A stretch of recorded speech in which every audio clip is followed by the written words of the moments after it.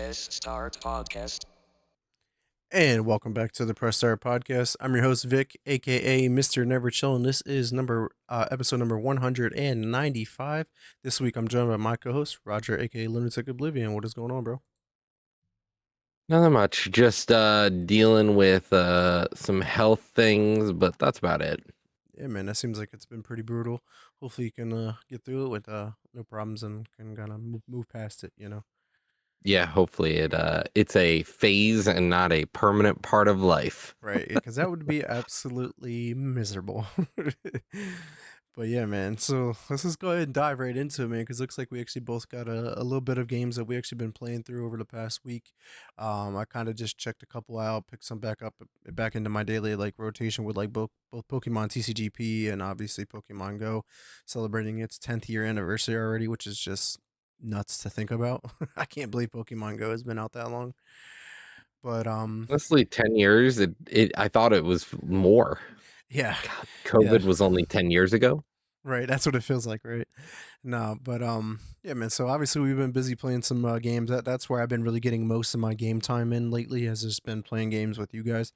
And just starting it off with Nightingale, man. We beat another realm and unlocked the third one or whatever it is, and we kind of got to that point where we're like, all right, cool, gotta take a break because like it could be just mentally taxing in a way because you're almost doing like a very repetitive functions per se, and there's like a lot of grinding for resources. Um, I hmm I personally don't feel as if though it's as hard as say Grounded. When we play Grounded, I feel like getting those resources in that game was just like insanely difficult at times and just really just I didn't even want to play the game because it was that annoying. Where like this game like there's so many things to do and like just the nuances get a little bit better with like getting upgrades to your pickaxe and being able to hit stuff a little bit quicker and doing more damage and stuff like that. So I just feel like this game's just progressively getting better. It just you do the same thing though in every realm, more or less. Yeah. What's the new tree? What's the new element? Okay, let me run around, kill these guys. Okay. Yeah, it doesn't like get more involved, and I think that's what's killing it for me is like if I'm gonna do 8 realms of this fucking grind, it's gonna kill me. Right. I feel like the best part of the game is like when we go into those like dungeons, I guess per se, like in the like whenever you're in the new realm and you find like the dungeon to fight like the one of the bosses and stuff like that, like when the story and level becomes really focused and not open, I think that that's where the hmm game shines the most. I just wish they weren't the same dungeon every time. Right, yeah, very similar. I mean the first one and the second one, I didn't feel like they were all that Oh, similar. you mean like the final boss? Yeah, like they're explicitly different, but that's like it. Yeah, Everything else is the same. yep, just it's the same but different. Oh, we gotta find more wood. All right, what's the new wood? What's the new ore? Like you said, it's just the same hmm thing. Hey, let's pin a few different things around the map and go get them. I mean, thank goodness like the worlds look different. Like the first world to the second world was dramatically different because the second one was like floating island mountains in hmm the air, where like the first one was like kind of more of like a foresty area per se. Um, but then like when we went into like that special realm where it was like just a desert, like hmm there is a good variety of realms, which is pretty cool. Which brings a little bit more like taste to it because like if they all kind of looked similar and like the color Yeah, palette was similar, like this game would get extremely boring really quickly, like much quicker than it already gets sometimes now. But yeah, man. So with that being said, Nightingale kind of triggered the thing like, man, I want to play some more like sandbox survival crafting games, and what better time hmm was it is to dive right back into Power World, with its 1.0 release just like what like 9 days ago. I think it came out on the 10th, if I'm not mistaken. Um, and yeah, man, you could see that the world has changed. Like even looking in the draw distance, like the world just looks entirely different. Um, there's some new pals even in the starting area, which weren't there in the beginning the last time. But it still has that same addictive gameplay loop of like upgrading your base, those challenges, build this, build that, move on to the next thing, upgrade your base, but can't do that because you got to go level up your regular level. How do you do that? You go into battle, capture pals, upgrade the pals. Like it's like never ending. And the fact that there's 75 new pals since the way beginning, like that's even more crazy. And like I feel like I've put so much time into this game already, but I feel like I'm nowhere in the game yet. Yeah, I'm unsure of it, if I'm gonna pick Power World back up anytime soon, and if I do, like, how long does it last? Because the last time it did get repetitive and everything felt bullet spongy. It felt like that the issue with Tom Clancy's The game, Division. and like, yeah, everything was a bullet sponge. Like everything was a bullet sponge. Yeah, nothing's changed in that game. The higher level you get, like the enemies become super spongy, but here nor there. But yeah, I get it. I mean, I can't say that's how this game feels like so far, just because how early on I'm in the game. Hmm. I'm just killing the pals like instantly because like I have the flame fox, whatever the fuck it's called, and they have the ability like the harness or whatever, and you can pick him up and use him as a flamethrower. So I'm basically just two tapping pretty much everything I come in sight with. Hmm. Yeah, it's kind of crazy so far. So I mean, hopefully they did a little bit better with like scaling and like the sponginess of the enemies. Like I haven't gotten to like a boss fight because I know that those ones can get kind of crazy and very spongy. You gotta like throw everything you have at it, and it's just like, all right, cool, whatever. So we'll see. I can definitely report back once I progress a little bit further and see if I can be like, yo, hop in. I think it's worth playing. But Fair yeah, enough. man. Thank you. Yeah, man. So So, I was just gonna say, I talk was, about the game that you hopped back into, that you actually got to hop back into, being Wo Long. I know you, Roger, and Phil, or Jesus, Jordan and Phil are playing. me and Roger, yeah, Yeah, me, myself, and I. yeah, man. Is So I picked up how's that? Wolong again, in anticipation for the second one coming out, which I'm excited about. I jumped back into Wolong, and the multiplayer doesn't feel as good as I remember it feeling, but it's still super fun and it plays well. It just takes a lot to start up a mission. Like it takes a while to like, oh, I have to load up. Okay, everyone has to ready up. Okay, now we got to load the level.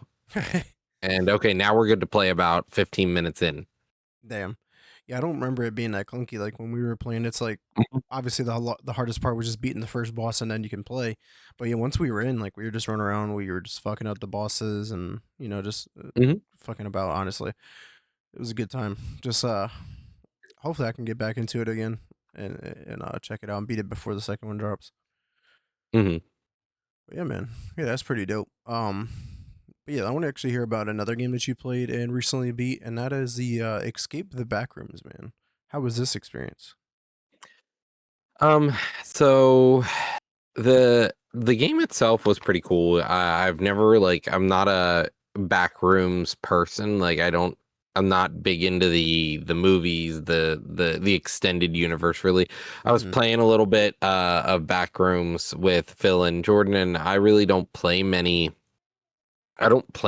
of these horror games, and I picked this up on a whim, and it honestly it was fun, but there was a lot of repetitiveness to it, a lot of bad level design, a lot of good level design. It was a mix of both. Once you kind of figured out the mechanics, a lot of the enemies didn't really make it challenging or annoying.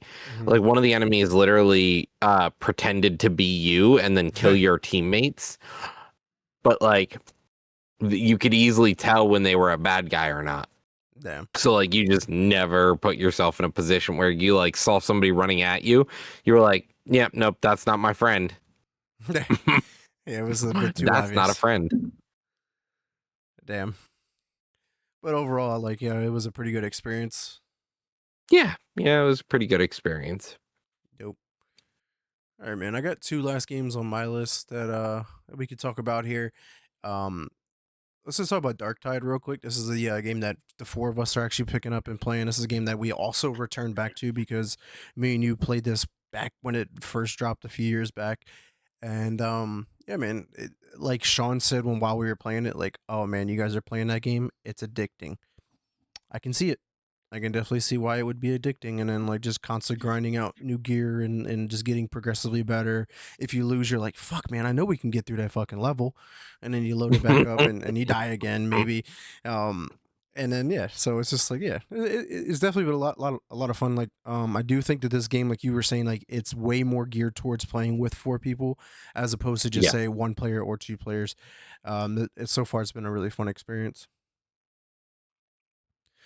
What's your take on it? I I earlier I thought you were rage quitting. It felt like you were like, all right, see you later, guys, and just like up and left us. And I was like, I think my man quit. I think he lost. I think he lost it. He's done. No, yeah, it's just sometimes I get busy and got to take care of some stuff and Yep. whatnot. No, It it is a good game. I definitely I'm debating whether I should get it on Steam just so I can like actually play the game, especially if it leaves Game Pass again for a while. hmm I don't want to buy the DLC and then have to like buy the game on the Xbox app, like which would, not where I want to keep my games yeah, typically. that's fair. But I'm excited to play through it, and I think it's a game I would play more after I finish it, is to play some more on it. Yeah. All right, man. Last game on the list that I know I wanted to talk to. It's a game that you even mentioned about because obviously we've been on this whole roguelike kicks, and there was a most recent addition to Game Pass, and it was a day one release to it as well, and it was Ascend to Zero. I'm not gonna lie, I only have like 30 minutes into the game, 45 minutes, because when you said something, I just clicked on it, downloaded it, and I just hopped in and checked it out. At first, like in the first beginning, I was like, I don't know if I can get with this, Mm, but the more I'm playing it, I'm like, oh, I can get with this. It's a really different take on the whole roguelike genre because it feels very like Vampire Survivors ish, mhm. but then like I don't know, and then like the whole like stopping the time thing and dealing massive amounts of damage like whenever you unfreeze time and yeah, it is a pretty interesting loop. Like I'm curious to see like how it progresses and how the gameplay evolves over time. But so far, what's your thoughts on this game? I'm on the second final boss, and fuck it, fuck him, fuck them. I hate it. I like, geez, this shit drives me nuts. I think it's a really well done game. I think it's fun. I think it has a really good premise to it. It's that the world has ended, but you get to go back in time, and we've seen another game like this recently as well that's coming out, that Mhm. I forget the game's title now, but it's the first person or third person shooter game where you go back in time to collect resources so that you can hope to help progress mankind in the last like hour or 2 hours that they have, but you keep going back in time to die in an endless loop. That's Mm, what this game is. Again, like it's the gotcha. same premise, but I like what they're doing there with it. And I honestly, I want to see it to the end. It's just when I get to the final boss and I'm like, wow, the final boss has, a gajillion health, and I'm talking like 6 decimal points of health. I'm like, why? Why? Why? Why do you have this much? Crazy. It's when numbers don't mean anything anymore. That's definitely a way to put it. All right, man. Any other games you wanted to cover before we move on to this week's news? No, I don't think so. Let's start hearing about Microsoft and Sony.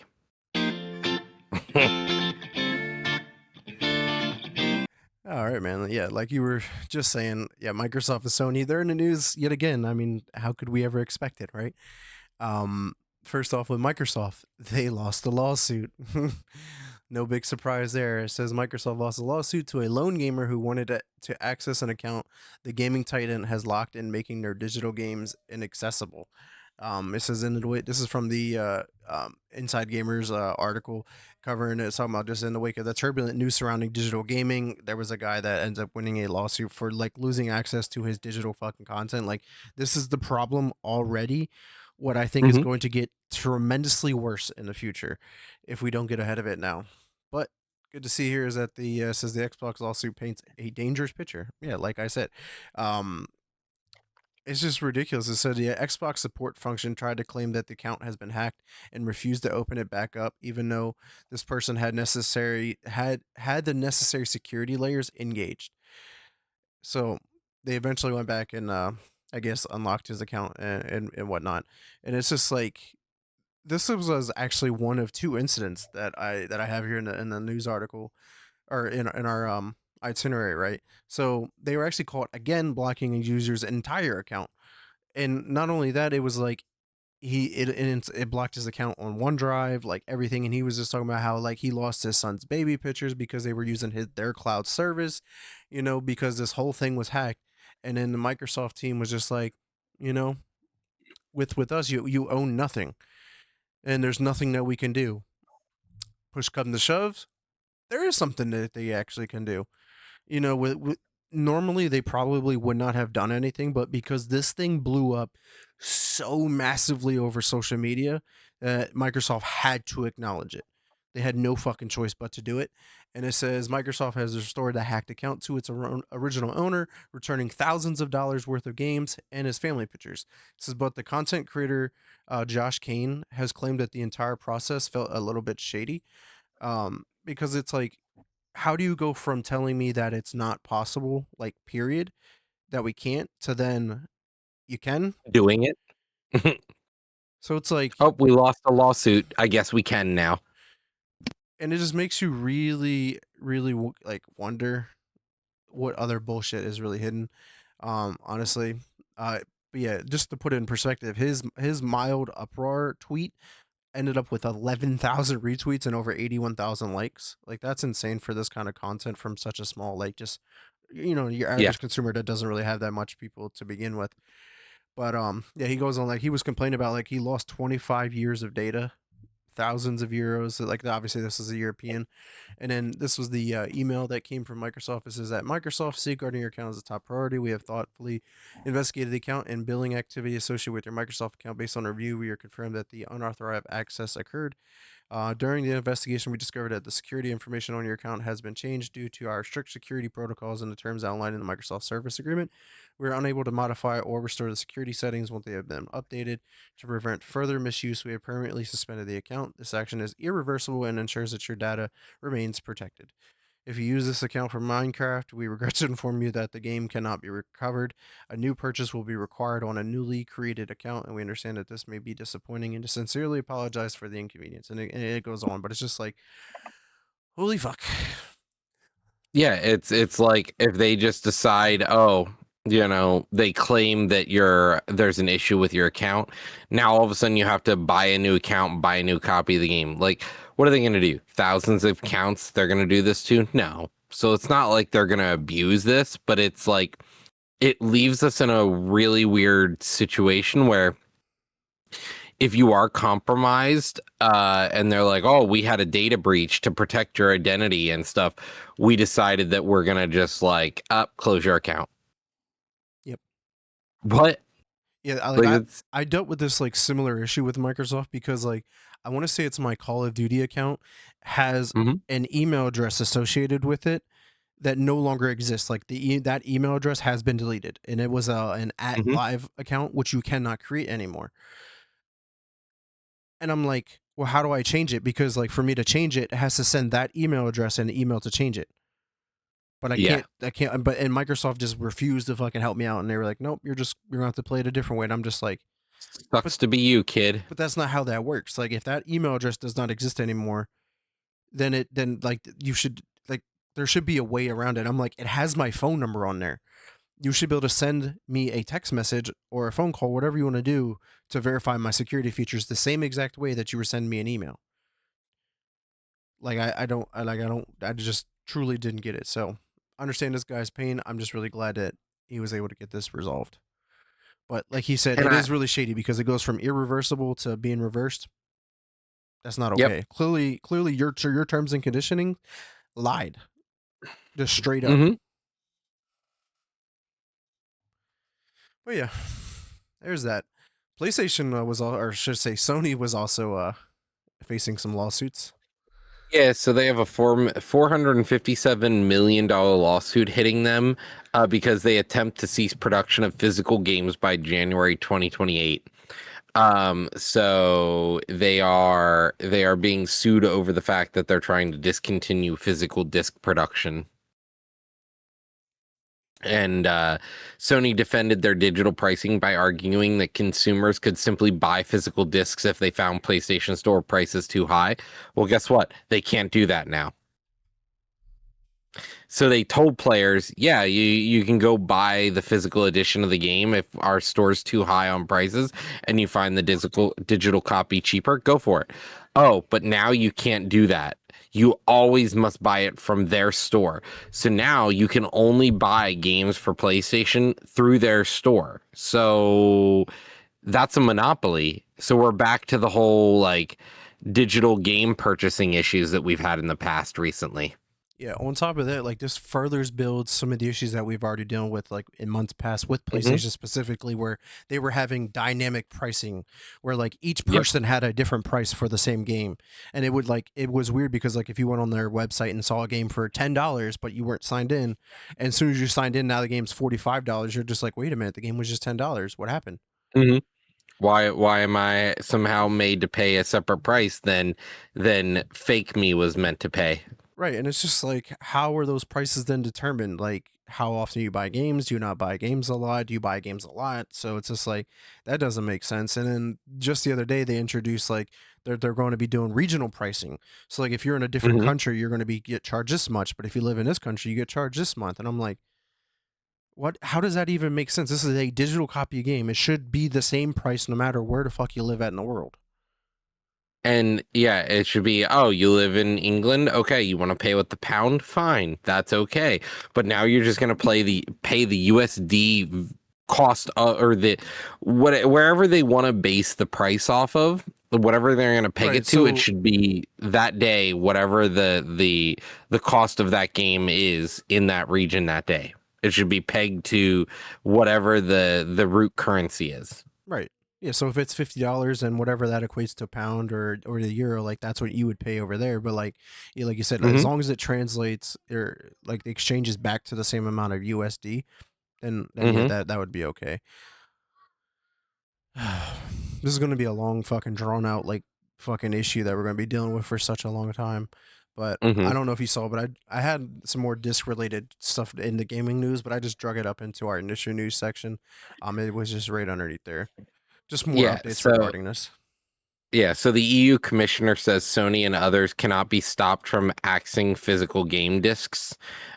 So the EU commissioner said, companies are free to offer games and services in the manner that they see fit, which is a little disconcerting to hear because, like, clearly it's anti-consumer practices, but they're like, that's okay to be anti-consumer. But And is it? then But GOG, they're supposed to be there yeah, to protect the consumer. mhm, But they're just like, yeah, exactly. they could do They're whatever they want. protecting Sony instead. Yeah. So, in GOG, download offline installer and save the disk to it Hmm. yours forever. So, GOG has said that you can download the offline installer, save it to a disk, and then you have that forever to be able to install on any other device, any other machine, forever because you own the game. That's That's fucking the thing. badass, GOG has always been this way. right? Because you You actually own the game own if the you game. buy it through them. Yeah. Yes, you're buying the physical, like you're buying the game and the license. The license is permanently yours. No one can take that from you. And I just think it's really cool then like them giving you the ability to then save it to a disc and then like that's yours forever. Like Hmm. if you want to take that disc, like you said, and insert it into another PC, it'll work. No questions asked. Yeah, so I thought that was pretty badass, especially with the whole dilemma of like going from, hey, let's get rid of physical discs. Like I would be more okay with this where like if I could choose if I wanted to have my game physical, Hmm. like yeah, make the game initially like a digital like release, but like you should be able to request physical copies, so therefore you only produce the amount that are actually required, like the actual demand. Hmm. You know what I mean? So Yep. yeah, that's just my thoughts on that. I think you should be able to make a copy of your game disc at any time if you want, so that you can play it offline. I think you should be able to play offline with your game if you want. I get it. They're like, oh, you should have internet access, but not everyone has internet. Not everyone like. Look at all these storms that just happened. Tons of people were without internet for a while, but they had power. So what are they supposed to do? Just like, what if all of my books started requiring me to like Be required on you internet have connection. you have to have internet to read your books from now on. Like what the fuck? Yep. Like The books have never gone digital only. Like it's goofy. Yeah, because like Like even so movies, like so when you buy digital versions of movies, you have the ability to download them for offline because when you travel on hmm the plane and stuff like that, and you don't have access to the Wi-Fi on the plane, like that was one of the selling features. Is like if you want to watch this movie on an airplane, but you can't be connected to the internet, just download it offline and boom, you can watch it. No internet required for a hmm digital copy of the movie. Otherwise, you would just stream it naturally, using your Wi-Fi connection. So it's like if all of these other people could fucking do it, why the fuck can't you? Yeah. And so we're seeing some good pushback from some places, like Mexico, for example, is hitting Sony with an antitrust complaint. And so it means that they are going to have to deal with the fact that the Mexican government is saying that they are not that they're in breach. They're in breach of laws or of regulations.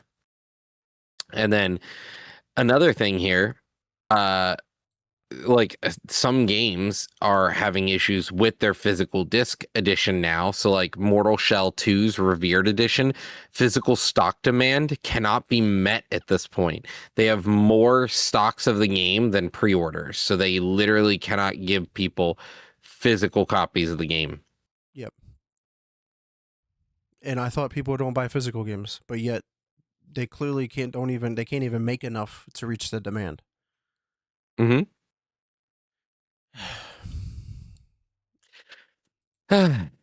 It's Here we ridiculous. are. Yeah. But lastly, so the actor for Kratos in the new game of the new The movie for live action God of series, War, yeah. the live action God of War series, he was injured on set, so they're gonna recast him and redo everything he's in instead of waiting for him to heal. I wonder if that was their way out because I don't think people were on board with who they chose as Kratos. hmm So I wonder if this is like a Yeah. cover up story. That's what I hear. Just from covering the backlash when they first announced who was being Kratos. hmm So that being said, Vic, what's Tides of Annihilation got? Yeah, man, this is some unfortunate news. I mean, this is probably one of the most revered voice actors in gaming history, period. Jennifer English will be stepping away from her role as Gwendolyn in the upcoming game Tides of Annihilation due to some personal health reasons. So hopefully we can wish her well and hope for the best. Good news is she will continue to support the project in an advisory role. So that's good, but it does suck to see because like she's done so well, like in so many games, like being in like Expedition 33 just comes to mind just because of how well that performance was just insane. But yeah, man, just wishing the best for Jennifer English. Last industry topic news, Roger. What's going on with EA? So fuck Saudi Arabia, one for like first and foremost, but EA is set to be bought by Saudi Arabia. It looks like their public investment fund just got the EU's approval for its $55 billion acquisition of EA. Yeah, I really thought EA was gonna, the EU was gonna push back against this, but A little I'm really surprised. surprised. What isn't going on with EA? Yeah, exactly. At this point, what is EA? I mean, I can't even think of the last game that I played from EA recently. Probably one of the Star Wars ones, maybe, right? No. Maybe it's been a while, but looks like I won't be playing any games if Saudi Arabia gets a hold of EA. It's going to be a bad day. It's going to suck, I think, here. Battlefield 6 was probably the last one that you played. Yeah. That makes sense. But yeah, man, that's all the industry news we got for you guys this week. Let's go ahead and check out the gaming news.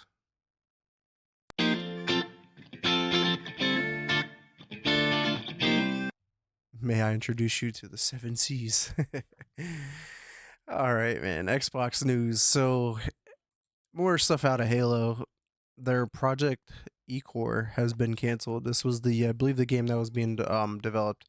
This is their multiplayer game that was being developed by Certain Affinity, and this one has been 100% canceled. It says after the success revolving around the first game's remake, which hasn't even come out yet, which comes out in like a week or whatever. It appears that the remakes for Halo 2 and Halo 3 are also in development. But the players are angry because like we're not going to have any like multiplayer focused game since Infinite, and Infinite's been out for 5 years already, and they basically And we're not stopped getting any production new updates for. story. Right, yeah, no new stories unless they come out with like unless they have Yeah. somebody else do it, like what we're going to talk about here in a second, how other developers picking up on some other IPs. But yeah, that one was interesting. So the other part of Xbox's shooters is obviously Call of Duty, with Black Ops 1 and 2's recent ports to the PS5. Data miners have found that the Call of Duty World at War is in production for PS5 as well, bringing the game over. So that's very interesting. Especially because like I'm just gonna just tie this back into to the game section because I have Black Ops down there. The Black Ops 1 and the Black Ops 2 PS5 ports had 1.9 million and 5.25 million weekly active players.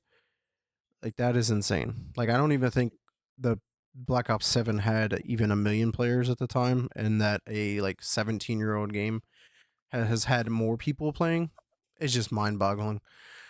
But they did have to have some playlist disabled due to hackers. Like it's like never ending. Like every Call of Duty gets hacked. These old ones have always been bad after a certain point. Like you can hit like three buttons, you also automatically become like max prestige. You could do some other buttons and now you're like this floating person in the sky shooting AC-130 rockets at people. It's like what the fuck. So they had to disable that and fix it up a little bit. um Let me see what this other part I have here is. Says the players have reported hacked lobbies, modded accounts, unlocked items, and other cheats just days after release. Says people think that the games have the same security issues from the original versions because Activision hasn't even patched those parts of the game. Says Activision has temporarily disabled some multiplayer playlists while the investigation happens. The company hasn't specified which modes are affected or when they will return. Players also have reported matchmaking issues and input lag since launch. For now, anyone playing multiplayer will still encounter cheaters until Activision releases a proper fix. With all of that being said, and they still have that many people playing the fucking game, is just crazy. People are having the time of their life because they're hacking the fuck out of a 17-year-old game, and it's still more fun than the newest editions of Call of Duty. Crazy. It's nostalgia chasing. Yep. That's the wave we're riding on in every fucking aspect of life. Is how can we get more nostalgia? More nostalgia. Pokemon's right around the corner. Celebrations, the 30th anniversary celebrations. Mhm. A lot of the cards that are in the set are all just older cards from back in the day, just reprinted with some new stuff. Don't get me wrong, like I'm excited for the set, looking forward to it, but it's just like, man, we're just nostalgia chasing. Mhm. But speaking about nostalgia, obviously Tony Hawk Pro Skater 1 and 2 is an older game, but this was the remakes that were supposed to be coming to Game Pass, but they are no longer coming to Game Pass, and this will probably happen to Wow. 3 and 4. And this has nothing to do with what we may have thought had been like with them like reversing courses. This has something to do with like some licensing issues within the game. So I'd be curious to see like how this actually does get fixed. And if it does, like this has been like the ongoing issue that like why we don't see a lot of games from PS1, PS2, like those older time games brought to the newer gen, and it's because licenses in those games have expired. Like for music primarily is the cause. Like there's a lot of music in Tony Hawk Pro Skater, so they can't get the licenses for the music. Well, it's like The game. Midnight Club. Right, yeah, we can't. Yeah, you can't play those really, or bring them forward unless you have obviously the older one. But yeah, it's just like what the hell, And you know it's crazy? If I just like owned a physical copy of the game, I'd just be able to play it no matter what. right? That's crazy. Unheard of. You know, they should get on that, making physical versions of games. It would probably sell. Right. No, it is funny because now I've been seeing the talks where like they're saying Project Helix is going to make sure they guarantee have a disk drive and that they're going to be all on board with physical copies, and that this could lead to like how Xbox 360 succeeded so much better over the PS3 at the time. And I'm like, yeah, I mean it could, and it's so crazy to think because like during this generation, the Series S and X, it seems like they were all about digital. Like, oh, we have an all digital console. Yeah, we have the disc ones, but we have the all digital, right? Oh, that game that's coming out digital only. We don't want to make physical copies. Like why? Like, I just don't fucking get it. Just give us physical copies. That's all we're asking The for. reason they don't want to do physical copies is because it's No, I know. expensive for them, And they make and less that's it. money. They make less money. That's it. That's Yeah. all it If they is. go all It's digital, all they get about 100% cuts of the game instead of 70/30 or whatever the split is. they don't have to hire people. They don't have to have factories anymore for this stuff. Yeah. Well, instead of giving your CEOs $85 million pay raises, they can take a fucking few dollars short and make physical games. Mhm. So, with that being said, this is just a rumor, but apparently the has Xbox has laid off the entire internal team responsible for relationships with indie developers in the Latin America. This, yeah, hold on, baby, no, you can't. Um, this is according to TVPH, a Brazilian YouTuber. It says the cuts were made as part of Microsoft's latest wave of layoffs. This has left several studios unsure whether they will be able to release Xbox versions of their games, and it says they also have said that they have stopped sending dev kits into the region between August and September of last year. So this is very very concerning in my opinion. Mhm. But I forgot to chime in the chat here. Thanks for chatting with us, Spooky Crew. It says I think Campaign Evolved looks rad. They can do another multiplayer game, but it needs to be more than just another advanced movement shooter. No, I'm 100% with you. Like them introducing sprint into Halo just seems a little bit weird. Like just give me the classic feeling of Halo and just call it a day. Like you don't have to make it this fast pace. How fast can I build and run and jump and just it's ridiculous. Make it The simple. game's fast paced enough when I get one shot with a DMR across the map or a Yeah. battle rifle. Like, Yep. if you're looking for fast paced, you've got SWAT. Right. There's so many other alternatives. Mhm. And it's just like even like let's circle back to Black Ops 1 and 2. These modern day pros of Call of Duty hop back into Black Ops 1 and 2 and absolutely suck at the game because they don't realize that it actually took skill to play those Call of Duty games as opposed to today's Call of Duty games. It's just night and day difference. Like you actually had to be good with your gun. Now you don't have to be good with the gun. The gun is just fucking great. And the aim assist is a whole nother talk, but here nor there. We could talk about it another day. But I actually wanted to get to probably I want to say the biggest part of this week's news, and this being the Bethesda, and I put other update because there's some other studios that this revolves around.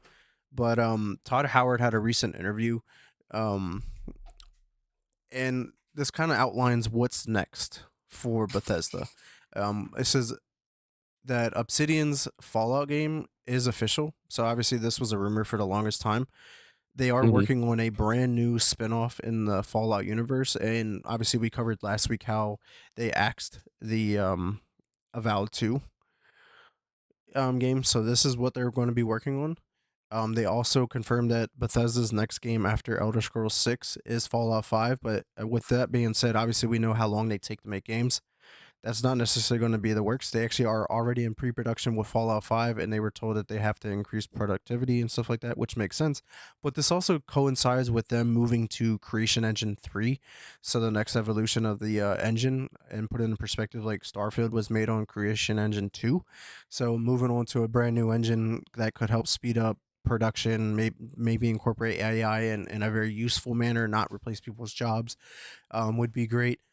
But with that being said, we are also getting a New Vegas and Fallout 3 remakes and or remasters that hasn't been confirmed. Like what is the scale on that? But those have been confirmed. Those have been leaks and rumors for Roger. I can't tell you how long it's been. How many times that we kept talking about it. Every time like a little bit of news would spark up, and it's like, hey, these might happen. They might get announced today at this event, and they never do. So yeah, we are getting those. Fallout 76 is getting a huge new DLC called Raven Rock, which serves as a prequel to Fallout 3. So that's actually pretty interesting. Next up is Starfield is slated for more content with the Starborn DLC on the horizon, more tools and features to boost the Creation Club content, and it says that Starfield still remains as an important part of our future. So I'll be curious to see what they do with the franchise. I actually been really thinking about hopping back into Starfield and playing that through, just so I can, you know, enjoy the game now after all of the updates, all of the content. It actually might be worth playing now. update to Elder Scrolls 6 as it is progressing nicely, and Todd says that the studio is where they want to be on the game's development timeline, but don't expect it anytime soon. With Elder Scrolls Online, it will continue to get new seasons, and ZeniMax Online Studios will be more directly integrated into Bethesda proper to improve collaboration. So that's pretty awesome. Elder Scrolls 6 is Bethesda's primary focus as of right now, and I already mentioned it here, but as a big part of the weight revolves around the Creation Engine 3. That's really what's been holding everything back. They were obviously working with Creation Engine 2, but they were trying to get Creation Engine 3 up and running and then fully transition to that and start developing. So yeah, I mean, he also goes in talking about the layoffs and all this other stuff, but that's not really what I wanted to cover. But this was actually big time news from talking with Todd Howard, like one of the most legendary game developers ever, and just given like a timeline. Like, man, we have a lot to look forward to, and it's a good time to be a fan of Bethesda games. But yeah, Roger, what's your thoughts on all the big news around Bethesda? I I hope they do it justice is the thing. I just hope we get good games because I think like the last Fallout fell into the trap of like the sandbox trap where like oh we just it's a sandbox game now Mm-hmm. and I just I just hope it's done right. Yeah, real quick, the Spooky Crew. I'm hyped for a new Obsidian Fallout game, but I'd rather see an Avowed 2, to be honest. That's a tough one because, like, I thought Avowed was a pretty good game. It sucks because I've never played New Vegas, and I know how good New Vegas was just from, being around in the games industry. Um, so maybe I finally check out New Vegas once the remake happens, and then I can be like, which one should they make? It should be the question. But Mhm. I agree with you, Spooky Crew. The sounds like a lot of wait and see. That's how it always is with Xbox. I mean, that's one of Roger's favorite sayings with anything Xbox related, or even anything in the games industry lately. It's like, we'll wait and see. Like, because the game may not even come out; it might just get fucking canceled. I mean, we've just seen this happen how many times just in this Endless. show alone, how many games got canceled. Yeah, too many. But yeah, so that was a big update, and I already covered the Call of Duty related news. So that is everything Xbox related. Roger, what is happening over in PlayStation? So Bungie is working on a new Borderlands game, Hmm. Rumor. which rumored, but if that's the case, I'm really interested to see what happens here because Borderlands has been kind of in the shitter for a while now. I think Tiny Tina's maybe was one of the only ones recently that did really well. Hmm. The rest of them have pretty poor reviews recently. And so if we see Bungie coming over here to do Borderlands, is that their way of salvaging this already dying studio? No, to be honest, I don't think it makes any sense. And they said that they're supposed to be working on a Borderlands 1 remake, but like in a new like Destiny style live action or live Mhm. service looter shooter. Um, so it's like, why would you transition a studio from what they were really good at? They basically put Borderlands in the fucking dumpster. Like we can all agree that Destiny is why Borderlands basically fucking got killed and died. Like when Destiny came out, that was a wrap. That was it. No one fucking cared about Borderlands. But then you put them on to make a Borderlands game. Like, why? And do we really Yeah. want a Borderlands 1 remake? Like, I don't. Why is Borderlands the better series? Why is that the better IP to try to bring forward? I Right. think is the real question. And it's just like, with that being said, like, is it going to be an exclusive to PlayStation? Because like, you're as 2K, you're outsourcing a development to a third party studio to make the game, which obviously it has been done before. But it's just like, do you make it exclusive? Do you make it across the board? I don't know. This was really interesting news that came across, and I'm like, I'm not for it. I really hope that this is just fake news at this point. But as we could say, it's time to wait and see. Yeah. So, yeah, I'm not sure what to say about that one. But next up, Dying Light of the Beast, Vic. Could you tell You us what's forgot going on with about this one? No, that Oh, my bad. the I dropped it into the wrong one. That's fine. Yeah, we can.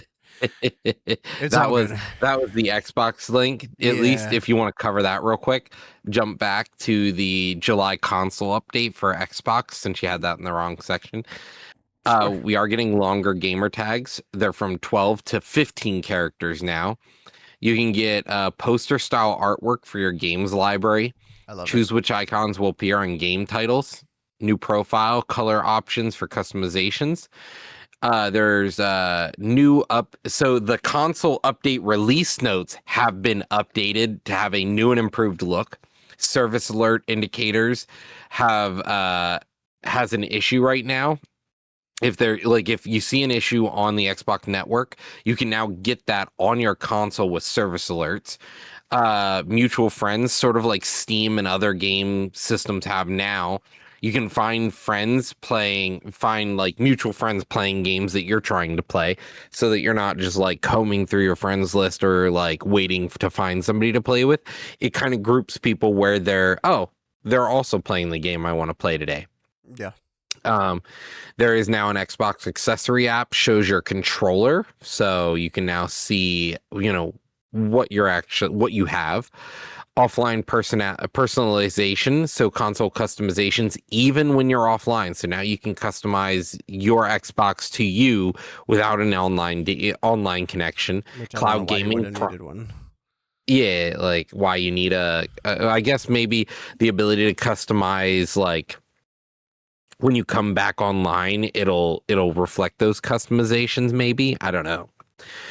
But cloud gaming, prompt to play via the cloud when game needs an update. So you could just go straight to playing off the cloud as opposed to playing locally if you want to get playing now while there's an update queued for your game.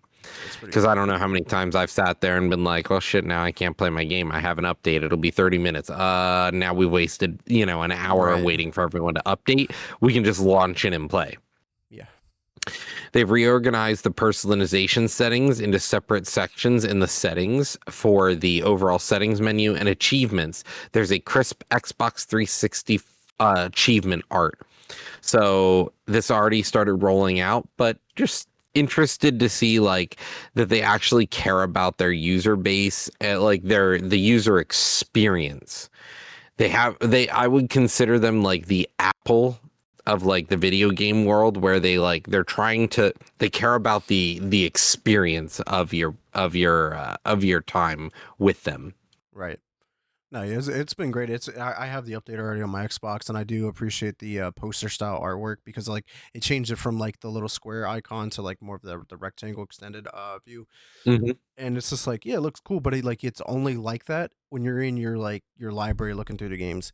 I'm like, why can't you change that also on my home screen instead of having the little squares? Let me have the big rectangle. Like I would like that better, but I mean Mm-hmm. it's a small complaint. Like I don't really care like if it's one way or the other. But if you're going to do it like the correct way and across the board, not just in like certain areas. But yeah, man. Let's like you said, let's move on to Dying Light the Beast. Um this game has already been released like a couple months ago, whatever. I think it was in October. It's actually almost been a year already. No longer releasing a PS4 and the Xbox One versions. Um, they put out a tweet the other day saying, after careful consideration, we have made the difficult decision that Dying Light: The Beast will no longer be released on the PS4 and Xbox One. Was built from the ground up to take full advantage of current gen hardware. Its open world, advanced visuals, fluid combat, and traversal all depends on processing power and memory that previous generation consoles simply cannot provide. As development progressed, it became clear that bringing the game to those platforms would require compromises that would prevent us from delivering the experience we set to create. And a little bit more on that, but yeah, I'm just like, okay, cool. Like this is actually one of the games I wanted to check out. Like because this was almost like they were tapping back into Dying Light Mm-hmm. 1. And with this game, this was actually supposed to be like a story DLC for Dying Light 2, but it got so big that it branched off into its own game. Um, and yeah, I mean, maybe I'll hop back into it, but I'm glad to see that they're cutting ties with like last gen. Like we're almost on to our next gen already, and we're still producing shit for last gen.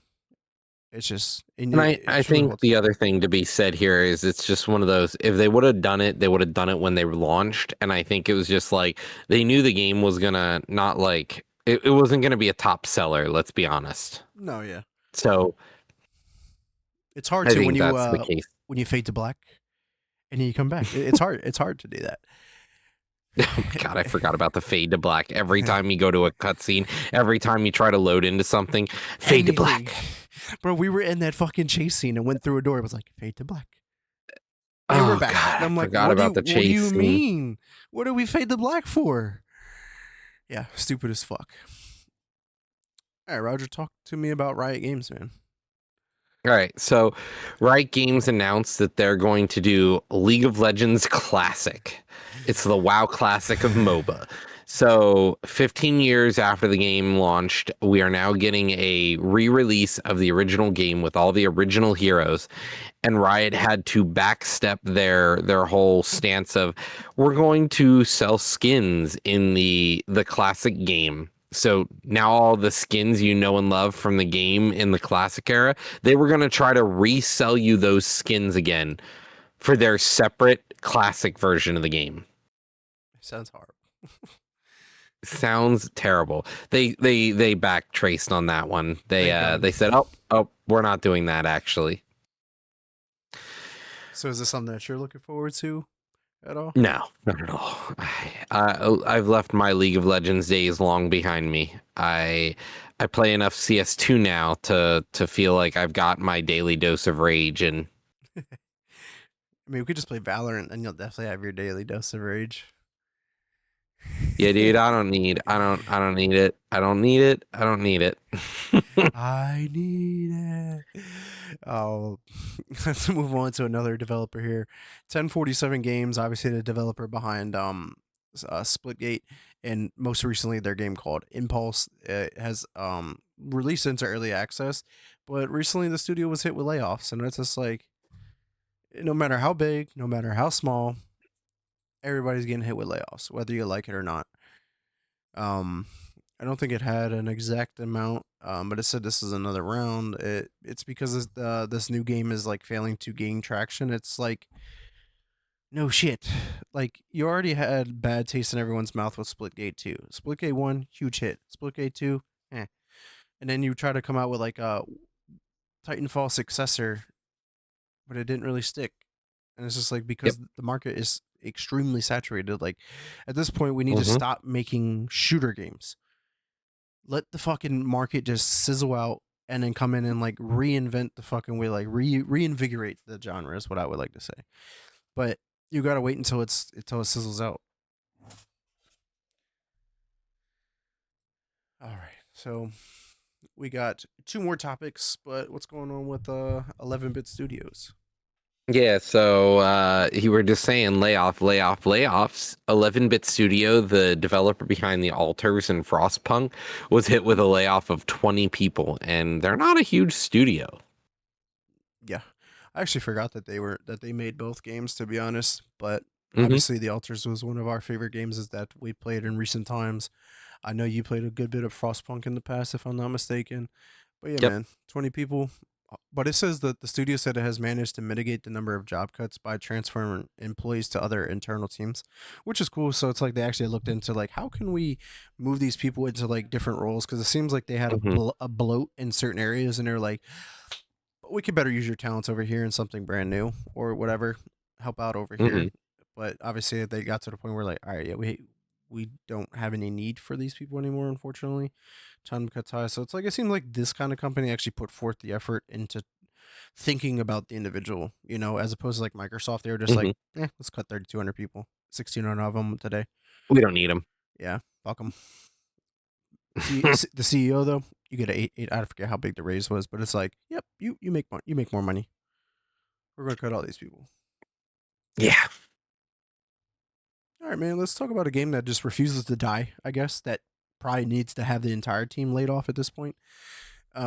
Mind's Eye, right? It's getting its 8th update, and this is probably one of the biggest updates that the game has had so far. It's labeled Update 8 Multiplayer. Um, hence that this is for the first time multiplayer is coming to the game with new racing modes and grenade football. Race Builder also arrives, letting you build your own races and share them with other players. All player generated content is available on the console for the first time, too. New social feature lets you add friends, from form parties, and chat by voice or text. Okay. I'd actually be curious to see like if you could play the entire campaign in a co-op setting on how that would genuinely feel, or if the game would feel broken even more. But Yeah. I don't think I'll ever know. I just or it's just there's too many games right now. There's an oversaturation in the market and everyone's trying to be the next AAA success. Yeah, and we all know where this most successful stories come from right now. Indie and AA. Yeah, the double A single A will continue to succeed because they don't cost much and all they have to do is hit it big, and their ROI is just so much greater because they don't have so much risk and IP that they have to drag forward with them. Exactly. All right, dude. That is all the gaming news we got for everyone this week. Any last comments or remarks before we close out this week's episode? Nope, thanks for joining us, Spooky, and thank you for those who checked us out live, and we hope to hear you from you on YouTube. And where can the community find you at, man? Hey, you can find me here on the Press Start podcast or on Discord. And of course, everyone, you can check me out on Twitter at Mr. Never Chillin' _ Facebook is Vic Brubacher. For any questions, concerns, if you want to come on the show, hit me up there. And I do play Xbox and PlayStation. So Xbox is X Never Space Chillin'. PlayStation is VBrew24. And I've been playing a little bit here on PC as well. But make sure you check me out on Twitch at twitch.tv / Mr. Never Chillin', where I will be streaming some games, maybe some pack openings. But I do want to throw out there to as well. I've been creating some new Pokemon crafts. So I've been making some keychains, and I just actually got my stuff in to create some magnets. So I've been making some pretty cool acrylic magnets. So if you want any of those, be sure you reach out to me at any platform, honestly, and we can figure out what you want. But we do want to appreciate everyone. Until next time, peace.